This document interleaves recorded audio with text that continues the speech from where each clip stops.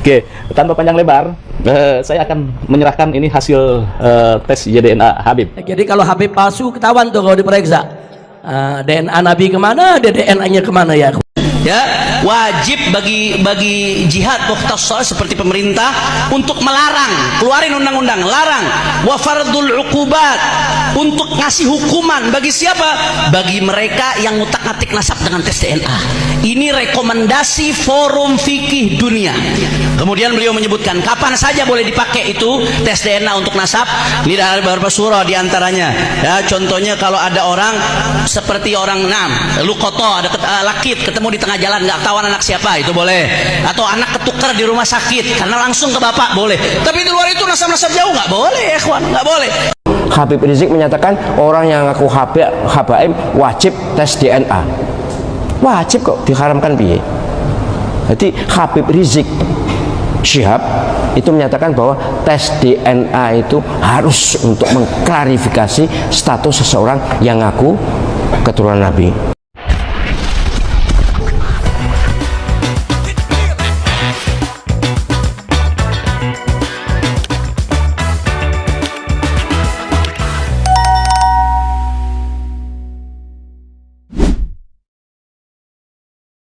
Assalamualaikum warahmatullahi wabarakatuh, sahabat pelita yang dirahmati Allah. Kita ketemu kembali di channel ini. Semoga sahabat pelita masih dalam kondisi sehat walafiat dan tentunya masih dalam lindungan yang maha kuasa. Cuplikan video barusan sangat menarik sekali ya saya. Karena apa? Akhirnya ada juga kelompok dari Bani Balawi ini melakukan tes DNA dan hasilnya nanti kita akan ketahui bersama ya. Tetapi tes DNA ini sempat dikatakan haram, sempat dikatakan tidak diperbolehkan oleh Habib Bahar dan juga oleh Habib Hanif. Tetapi sebelum beredarnya tesis Kiai Haji Maduddin Utsman Al-Bantani, Habib Rizik mengatakan orang-orang yang mengaku sebagai dzurriyyah Nabi atau dalam hal ini mengaku-ngaku ya, itu harus melakukan tes DNA. Ini sekarang yang ngaku-ngaku Habib, ngaku-ngaku keturunan Rasulullah luar biasa banyak. Tapi saya minta mereka verifikasi, buktikan nasabnya itu benar. Kalau mereka yakin nasab mereka benar, ya argumentasi dong. Pakai ilmu nasab, pakai ilmu sejarah, bukan dengan caci maki, bukan dengan kebencian, tapi dengan data, dengan kitab, dengan argumentasi, dengan bukti. Jadi kalau Habib palsu ketahuan tuh kalau diperiksa. DNA Nabi kemana, DNA-nya kemana ya ikhwan? Tetapi dalam hal ini ya, ada sesuatu yang harus kita simak juga ya. Seorang profesor, doktor ya. Dalam hal ini beliau selalunya memberikan kajian. Itu mengatakan bahwa tes DNA itu diperbolehkan. Yaitu seorang profesor, namanya Profesor Dr. Ahmad Yarroh, mengatakan dalam ceramahnya, mengatakan bahwa tes DNA itu diperbolehkan. Prof. Lapo, apa benar bahwa tes DNA itu haram? Siapa sih ngomong tes DNA haram? Tes DNA itu ini ilmu genetika ya, masalah nasab habaib itu loh. Atas dasar apa diharamkan? Ini tidak ada dalilnya yang melarang, kok diharamkan? Habib Rizik menyatakan orang yang ngaku habaib wajib tes DNA. Wajib kok, diharamkan piye? Jadi Habib Rizik Syihab itu menyatakan bahwa tes DNA itu harus untuk mengklarifikasi status seseorang yang ngaku keturunan Nabi. Itu bagus kan? Soalnya gini loh masalahnya itu. Keturunan Nabi, ngaku keturunan Nabi itu boleh tapi tidak bagus. Tidak ngaku itu lebih baik dan lebih ikhlas. Sebaliknya, bukan keturunan Nabi kok ngaku keturunan Nabi, oh dosa besar dan itu haram surga. Nabi SAW yang dawuh, siapa yang mendakwa menyatakan bahwa dirinya keturunan seseorang bukan ayahnya, maka dia haram surga. Ngaku keturunan loh, bukan naruh nama istri dengan nama suami, itu lain, itu bukan ngaku keturunan. Ya ini saya menghimbau para habaib, sudahlah penjenengan seleh saja. andai kata penjenengan keturunan Nabi, toh tetap dihargai oleh Allah SWT, oleh malaikat, tetap diakui. Tapi nek bukan keturunan Nabi kok ngaku keturunan Nabi, dosa besar. Jadi lu apik keturunan Nabi gak ngaku keturunan Nabi, gak ngumum nih daripada ngumum nih. Tapi umpama ngumum nih pun boleh, nek asli keturunan Nabi. Lah nek ora, jelas dosa. Ya mohon maaf, kenapa sih ngotot-ngotot diakoni keturunan Nabi? Kenapa? Wahai para orang yang ngaku keturunan Nabi, kenapa kalian ngotot ingin diakui keturunan Nabi? Kenapa? Andai kata benar penjenengan keturunan Nabi, lebih bagus diam, lebih bagus sembunyi, tidak usah ditunjukkan, supaya tidak riak, supaya tidak mengganggu akidah, nggak mengganggu akhlak, tidak mengganggu pikiran, tidak mengganggu hati kita. Ini saya menghimbau pada sahabat-sahabat saya, sudahlah, andai kata penjenengan keturunan Nabi beneran, ya sudah, biar orang bilang bukan keturunan Nabi. Tapi kalau secara penelitian, secara DNA sudah jelas dibuka, diumum, kok penyemat ngotot, itu masalah pada penjenengan sendiri. Kasihan saya. Mereka adalah sahabat-sahabat saya, tetap sahabat saya, walaupun bukan keturunan Nabi, tetap sahabat saya dan baik saya dengan beliau-beliau itu. Jadi dalam hal ini ya sahabat pelita ya, kita itu jangan terfokus pada tes DNA-nya, tetapi kita harus berfokus juga kepada orang-orang yang dalam hal ini selalu mengaku ya ingin mendapatkan yang pastinya, ingin mendapatkan sesuatu ataupun dalam hal ini penghormatan, yang mengaku-ngaku sebagai durian Nabi, mengaku-ngaku sebagai keturunan orang-orang yang mungkin mempunyai pengaruh ya, biar apa ya tadi, biar dia juga mendapatkan sesuatu ya. Dan bagaimana hasil dari tes DNA sahabat pelita ya, biar kita tidak gagal paham dan kita tidak salah paham dalam mengartikan video ini, langsung saja kita simak bareng-bareng. Tetapi sebelum kita lanjut, buat Anda yang belum subscribe channel ini, jangan lupa dukung terus channel ini biar channel ini terus eksis dan tentunya akan menyajikan video-video ataupun berita-berita yang mungkin sahabat pelita inginkan. Jadi jangan lupa tombol loncengnya diaktifkan biar Anda tidak ketinggalan kabar terbaru ataupun info-info terbaru dari channel ini. Monggo disimak videonya. Ini dia, silahkan. Dan kalau kita lihat, ternyata nggak semua orang Ba'alawi yang mengharamkan tes DNA, karena ada ini Habib yang secara terang-terangan sudah melakukan tes DNA dan mempublikasikan hasil tes DNA-nya ke sosial media. Coba kita lihat nih ya, hasil tes DNA-nya. Apa kabarnya Habib? Alhamdulillah masih hidup. Saya berkunjung lagi ke beliau ke sini untuk menyerahkan hasil tes DNA. Sebelumnya kami mengucapkan terima kasih Habib atas partisipasinya. Luar biasa ini dinamika tentang persoalan nasab, kemudian juga bergulir terhadap tes DNA, dan Habib adalah salah satu yang aware terhadap atau responnya positif terhadap masalah ini. Begitu ya Habib ya. Oke, tanpa panjang lebar, saya akan menyerahkan ini hasil tes DNA Habib. Walaupun di medsos gitu kan ya, memang ada beberapa yang sudah mengekspos, tetapi jangan percaya terhadap yang beredar di medsos. Percayalah terhadap hasil resmi yang dilakukan oleh pada sebuah TV di Family Tree.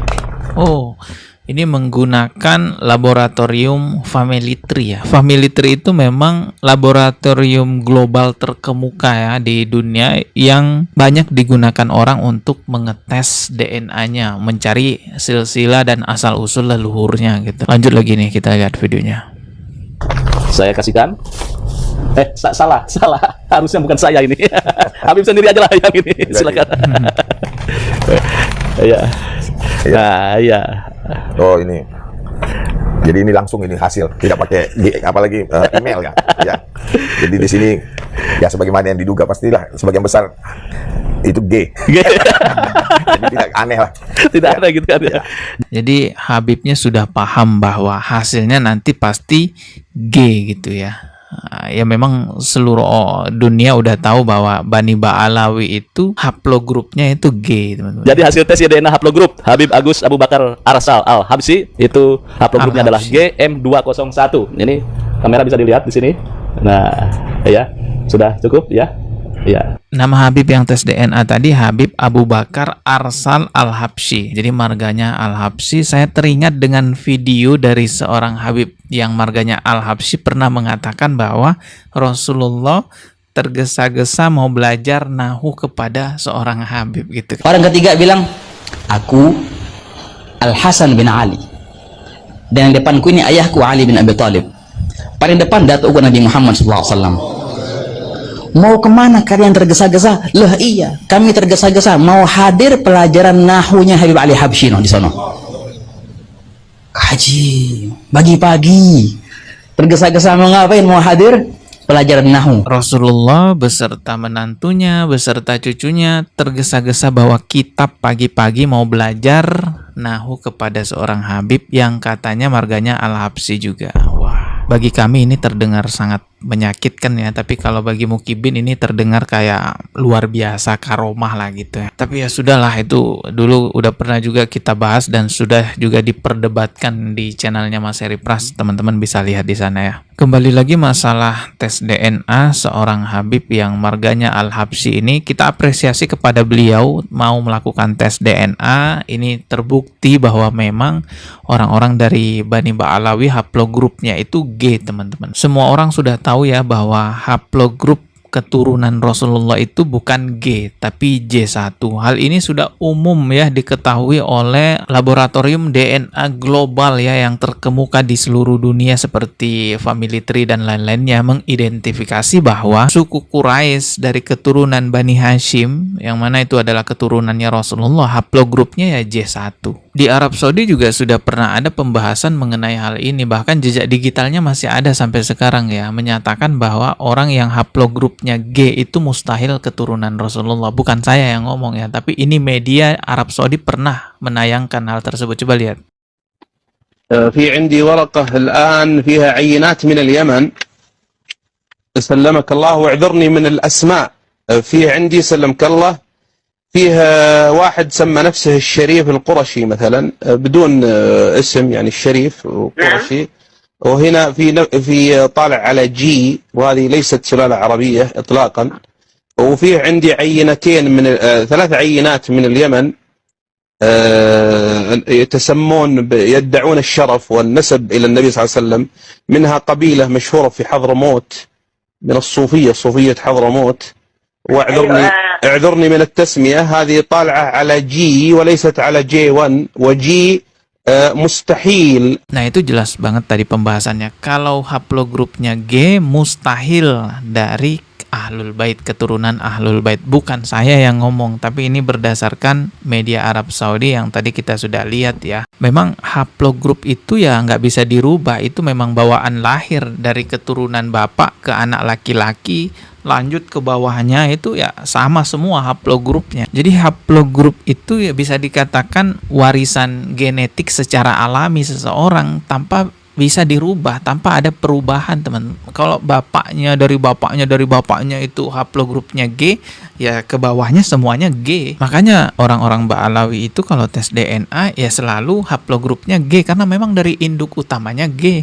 Nah, sedangkan Rasulullah haplogrupnya yang telah ditemukan oleh ilmuwan DNA ya J1 bukan G gitu ya. Tapi sebenarnya Allah itu kan sudah memberikan penjelasan, penegasan kepada kita semua bahwa memang manusia ini diciptakan bersuku-suku, berbangsa-bangsa dengan tujuan agar kita saling mengenal satu sama lain. Dan yang terbaik di sisi Allah adalah yang paling tinggi ketakwaannya. Inna akramakum indallahi atqakum. Dan garis keturunan itu tidak bisa menyelamatkan seseorang dari api neraka. Karena faktanya bahkan anak kandung dari Nabi Nuh alaihi salam yaitu Kan'an meninggal dalam keadaan tidak beriman kepada Allah dan diazab oleh Allah. Begitupun juga paman Rasulullah yang tidak masuk Islam seperti Abu Lahab. Abu Lahab itu kalau dari silsilah DNA mungkin J1 juga, tapi tidak berarti apa-apa. Tetap Abu Lahab itu ya dimasukkan ke dalam neraka karena tidak beriman kepada Allah Subhanahu wa taala. Begitu juga Abu Thalib, paman Rasulullah yang menjaga Rasulullah dari kecil, melindungi Rasulullah dari kecil, tapi karena tidak beriman kepada Allah, apa boleh buat? nasab keturunannya, yang satu keturunan dengan Rasulullah tidak bisa menyelamatkannya dari api neraka. Jadi sebenarnya keturunan mulia pun tidak berarti apa-apa kalau tidak dibarengi dengan keimanan dan ketakwaan. Walaupun dia beneran cucu Nabi, kalau nipu ya jelas haram juga, nggak bisa dibenerin. Walaupun dia cucu Nabi, kalau mabuk-mabukan ya tetap haram. Kenapa kaki Habib yang nakal? Kenapa kaki Habib yang narkoba, yang maksiat, yang nakal, yang kotor dibandingkan kepala kiai yang pakai sorban masih lebih mulia? Kenapa kaki Habib yang maksiat tersebut? Astagfirullah, nggak ada kaidah seperti itu teman-teman ya. Rusak itu pemahamannya. Kita ketemu lagi di video berikutnya. Subscribe. Wassalamualaikum warahmatullahi wabarakatuh. Dan merujuk kepada temuan-temuan yang mungkin banyak orang-orang yang meneliti bahwa haplogrup GM201 itu memang bukan berasal dari negara Arab, tetapi merupakan haplogrup yang diketahui berasal dari wilayah Kaukasus, Anatolia Timur, dan Amerika Iran Barat. Jadi dalam hal ini konteks Y-DNA yang umum ditemukan di komunitas klan Baklawi, keberadaan haplogrup G menunjukkan keterkaitan dengan wilayah Kaukasus dan sama sekali tidak ada kaitan genetik ataupun keturunan kepada baginda Rasulullah SAW, yang mana haplogrupnya yaitu J1. Jadi ketika kita berpikir ya, kenapa banyak orang-orang yang mengaku sebagai dzurriyyah Nabi, dalam hal ini kita tidak mau menyisihkan ataupun tidak percaya dengan keberadaan keturunan Rasulullah SAW yang ada di Indonesia. Tetapi karena mungkin banyak orang-orang yang mengaku sebagai dzurriyyah Nabi, mereka itu malah ketika berdakwah, bercerita ataupun menceritakan atau dalam dakwahnya itu banyak sekali terjadi kejanggalan. Karena apa? Mungkin sampai ingin diakui sebagai orang yang mempunyai karomah lebih ya. Dikatakan ada seorang Habib ataupun penceramah dari golongannya Al-Habsyi ini mengatakan, ada loh sampai mengatakan bahwa Rasulullah itu tergesa-gesa ingin belajar nahwu sorobnya kepada keluarga si Habib tersebut. Videonya.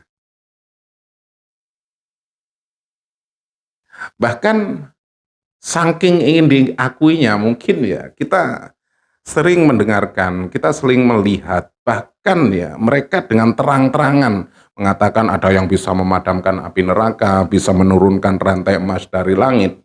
Dan yang lebih kocaknya ya, pernyataan-pernyataan mereka ini mungkin kontras sekali dengan ketika Rasulullah berdakwah ya. Rasulullah berdakwah tidak pernah menonjolkan kelebihannya, tidak mengaku-ngaku bisa ini, bisa itu. Kalaupun iya, Rasulullah ketika di-mi'rajkan oleh Allah itu pastinya beliau melewati surga dan neraka. Tetapi dalam hal ini ya, beliau itu tidak serta-merta mengatakan ketika melalui neraka beliau itu tidak terbesit ataupun berbicara, ya ini nanti neraka ini pasti akan menyiksa umatku. Tetapi beliau tidak mengatakan aku padamkan saja api neraka ini. Tetapi setelah beliau tiada ya, malah ada orang-orang yang mengaku itu bisa memadamkan api neraka. Ini logika ini yang mungkin pastinya nanti itu akan diselipkan kata-kata karomah. Belajar nahwu sorob sama kelompok mereka, bisa memadamkan api neraka dan lain sebagainya, mungkin menjadi kunci ya, menjadi kunci dari kelompok-kelompok ini biar eksis, biar dianggap sebagai kelompok yang mempunyai karomah-karomah yang mungkin ya banyak disalahartikan. Mungkin ya ketika orang merasa ini pasti diceritakan seperti ini, dan lagi diceritakan seperti itu. Ya itu tadi, agar pengikutnya itu percaya dan dia akhirnya tetap eksis. Sahabat pelita yang dirahmati Allah, dalam hal ini ya, agama kita itu menganjurkan umatnya untuk berpikir menggunakan akal dan pikiran yang waras. Jadi ketika kita mendengarkan doktrin-doktrin bisa menurunkan rantai emas dan lain dan sebagainya, kita harus berpikir secara waras biar apa? Biar tidak konslet. Terima kasih sudah klik video ini, semoga video ini bermanfaat, dan apabila bermanfaat jangan lupa klik share dan tombol loncengnya diaktifkan ataupun dibagikan video ini sebanyak-banyaknya kepada orang-orang yang mungkin membutuhkan informasi seperti ini. Dan apabila video ini bermanfaat, jangan lupa suka tidak suka tinggalkan jejak Anda di kolom komentar. Dan saya akhiri, wabillahi taufik wal hidayah. Wassalamualaikum warahmatullahi wabarakatuh.